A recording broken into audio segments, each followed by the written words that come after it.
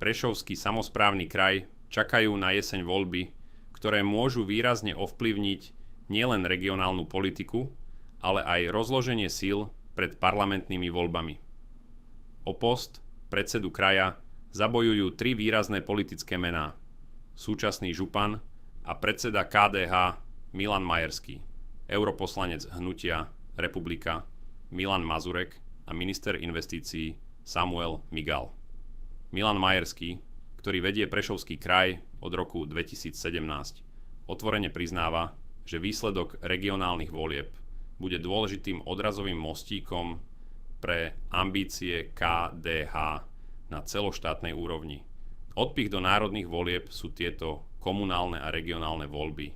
Tam chceme postaviť základ, aby ďalší úspech, ktorý k tomu bude viesť a smerovať, boli práve národné voľby, kde chceme byť nielen súčasťou parlamentu, ale aj vládnej koalície, vyhlásil pri potvrdení svojej kandidatúry. Jeho prvým veľkým vyzývateľom sa stal europoslanec Milan Mazurek.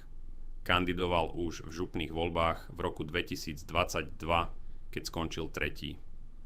Odvtedy však výrazne posilnil svoju politickú pozíciu, získal väčší celoslovenský dosah a patrí medzi najsledovanejších slovenských politikov na sociálnych sieťach. Po oznámení kandidatúry predstavil svoju víziu pre región. PSK si zaslúži mať sa lepšie. Zaslúži si mať lepšiu a svetlejšiu budúcnosť, ktorú sme mu pripravení v našom politickom zápase priniesť. Už čoskoro predstavíme skvelý, silný a profesionálny tím a program, s ktorým do týchto volieb pôjdeme, uviedol Mazurek. Podporu mu verejne vyjadril aj predseda hnutia Republika Milan Uhrík. Som presvedčený, že bude skvelým županom Prešovského kraja, vyhlásil. Majerský však svojho súpera ostro kritizuje. Podľa neho by kandidáti mali hovoriť predovšetkým o rozvoji regiónu, nie o politických súbojoch.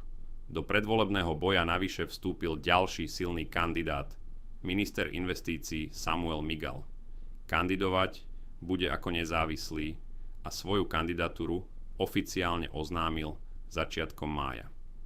Dnes pred vami nestojím ako minister, ale ako jeden z vás, vyhlásil pri predstavení svojej kandidatúry.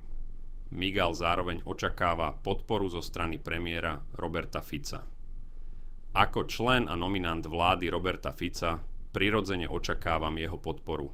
Koniec koncov aj zo straníckych štruktúr zaznievajú výhrady proti prípadnej podpore pána Mazureka, uviedol.